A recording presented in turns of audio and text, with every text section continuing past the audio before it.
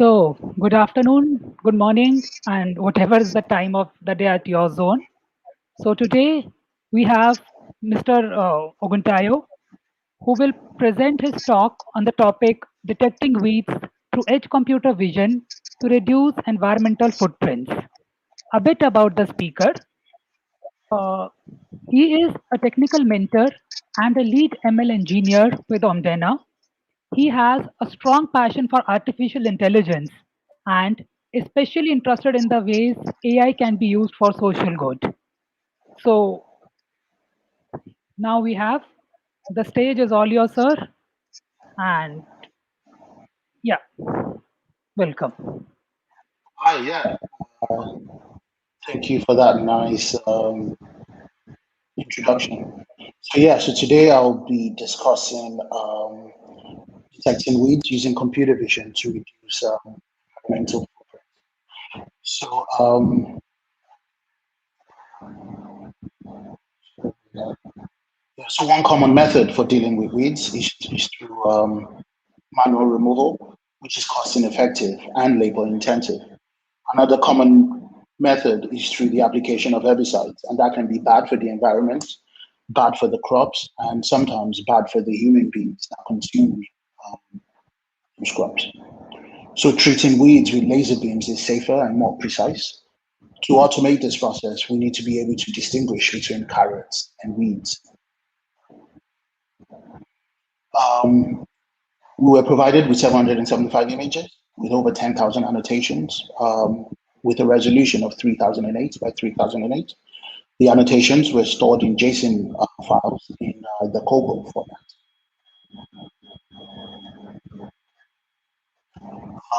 We had a team work on data annotation. Multiple classes were generated based on the carrot growth stage and the background of the carrot. Here we see the distribution of the classes. As we can see, there is some class imbalance. A number of pre-processing steps were taken.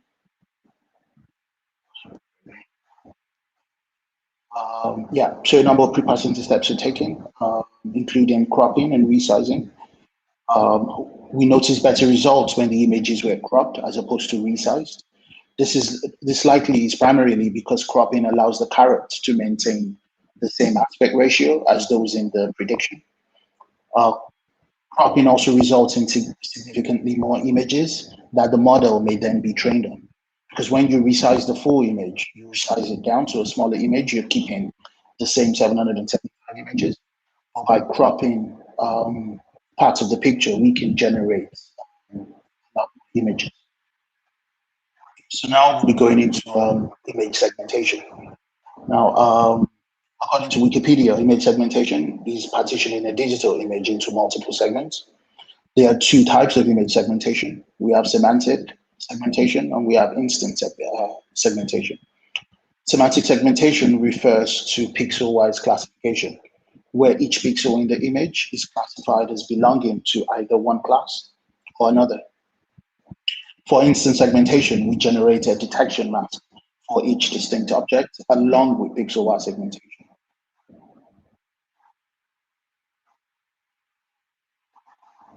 So this is this image sort of demonstrates that. This image compares the output from both methods. We notice that with instant segmentation, that not only are the pixels classified as people, there is also an instant awareness of each distinct person.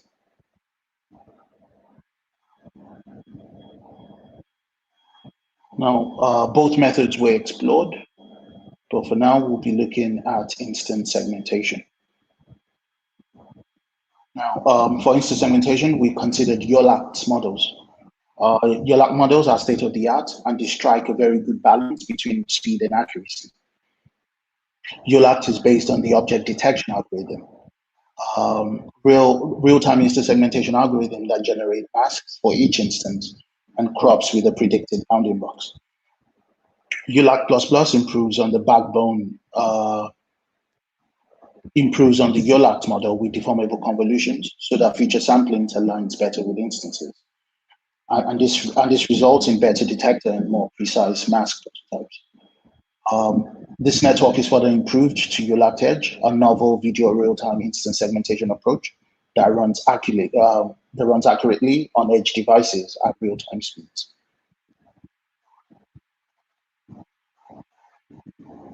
Now, the architecture consists of 4 parts. There's the feature backbone, the feature pyramid, there's the protonet, and the prediction net. The first 2 may be found in other models and are related to feature extraction, while the last 2 are more concerned with prediction and are more specific to ULACT. The prediction part uses feature maps generated from the feature extraction part to make predictions.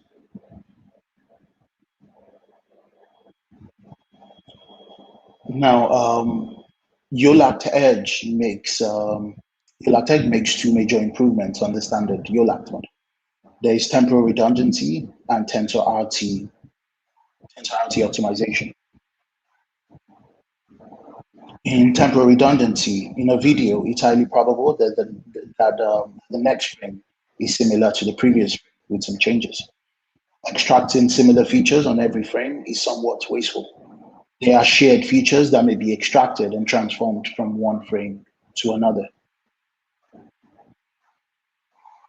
Now, this is done by splitting the frames into keyframes where all the features are extracted, and non-keyframes where only some of them will be extracted.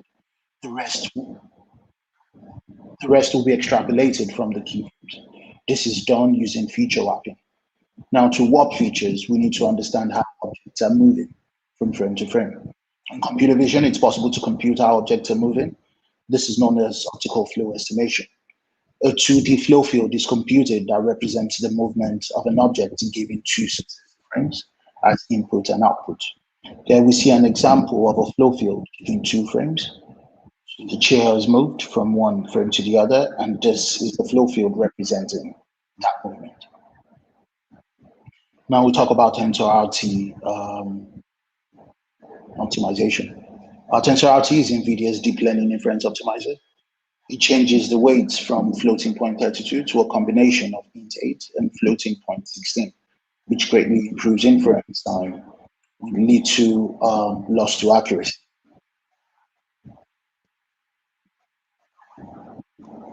So now we go to the result.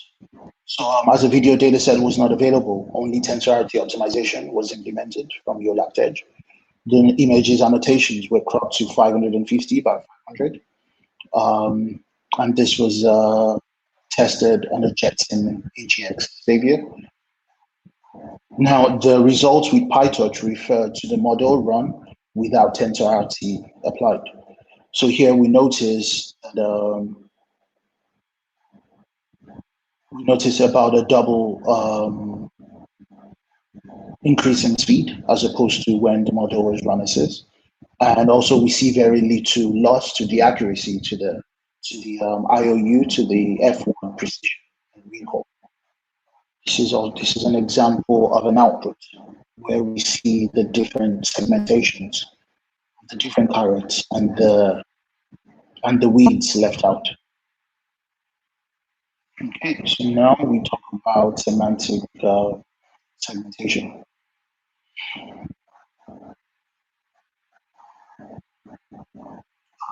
We discussed earlier the difference between semantic and instant segmentation. We define semantic segmentation as pixel-wise classification. Again, we see an output of both methods.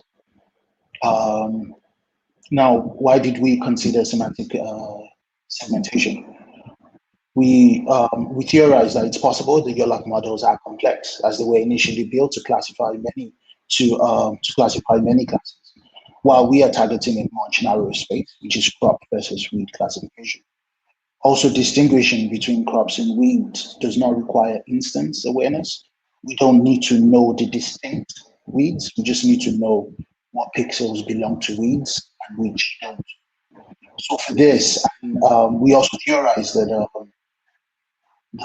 instant segmentation models might be more computationally intensive because they have to compute these instances as well.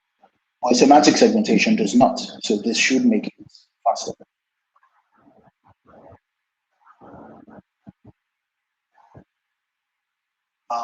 We tried a number of semantic segmentation models, but today we'll be focusing on the last one, which is the ResNet plus the pyramid pooling module.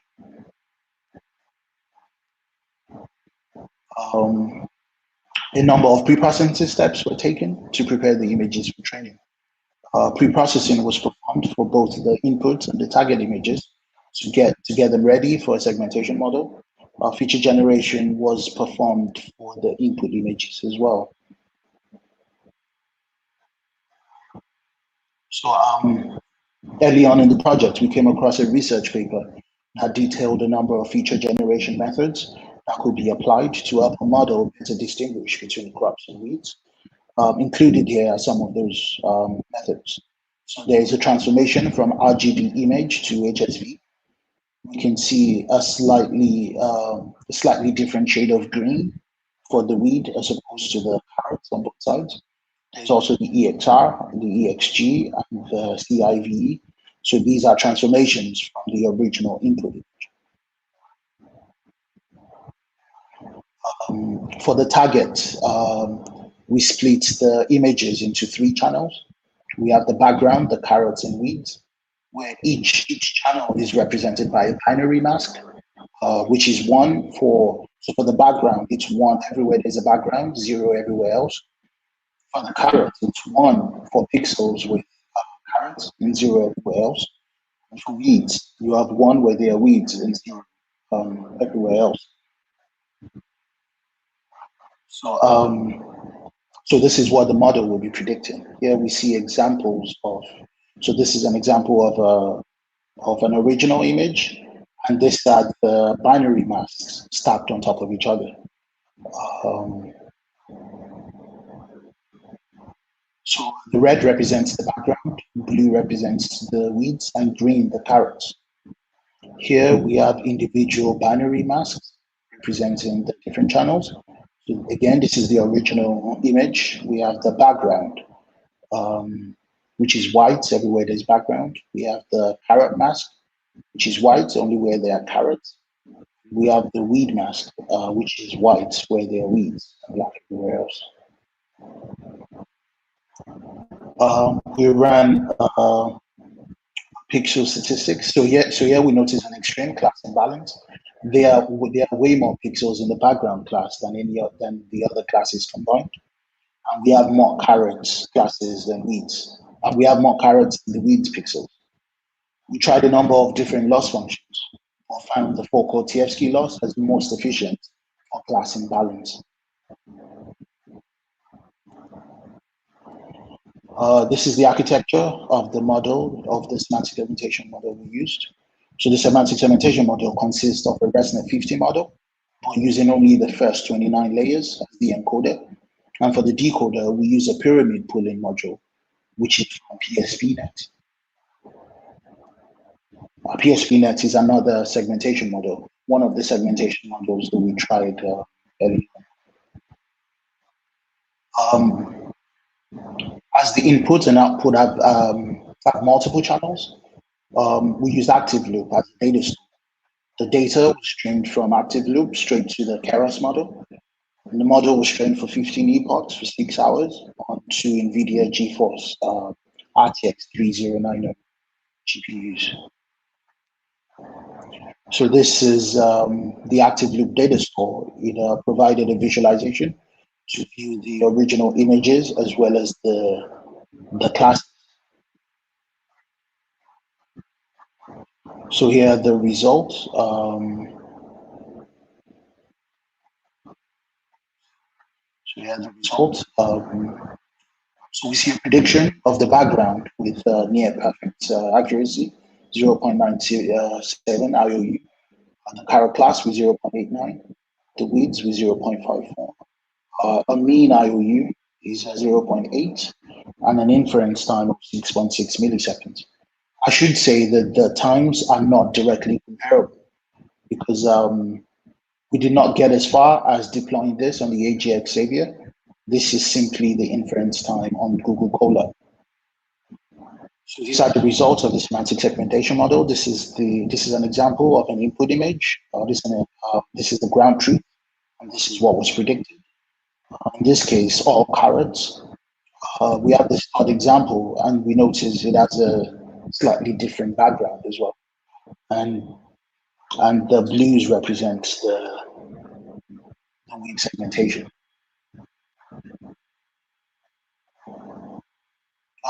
So here are some papers that were used for some of the things discussed as references.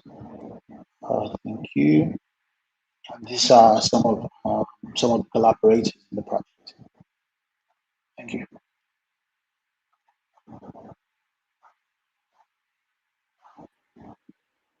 Okay, so that was a short and a quick presentation, sir. Thank you.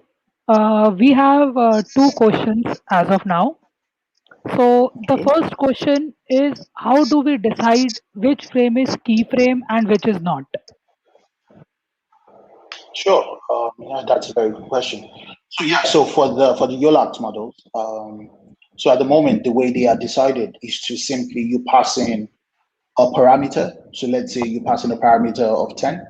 That means that the first frame will be a keyframe, and the next 9 will be non-keyframes. So yeah, so at the moment the YOLAT models are not. So at this is actually one of the things discussed in the paper, that that these are ways of future improvement, which is to make them a bit more intelligent.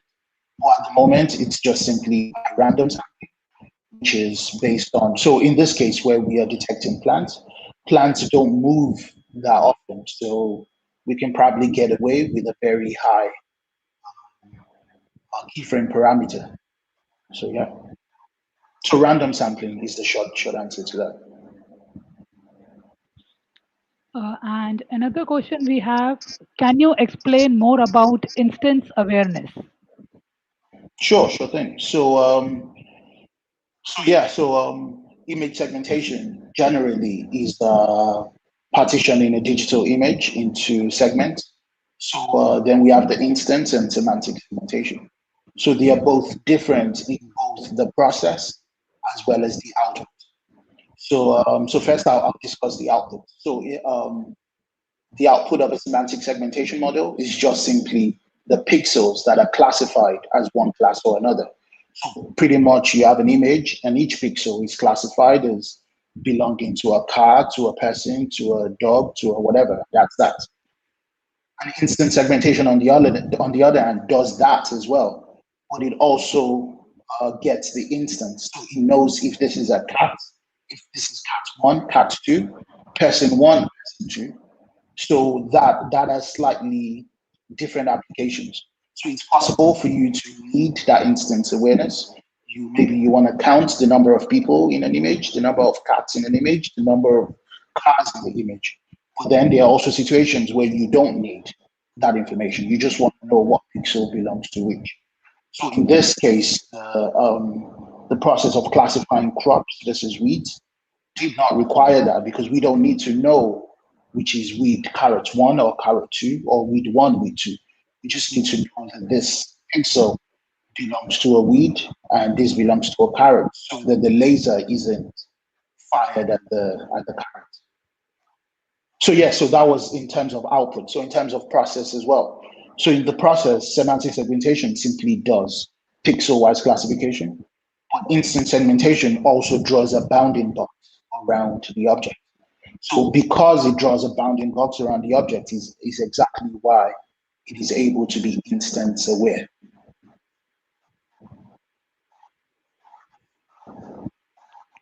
Okay, I do not see any more questions on the chat window.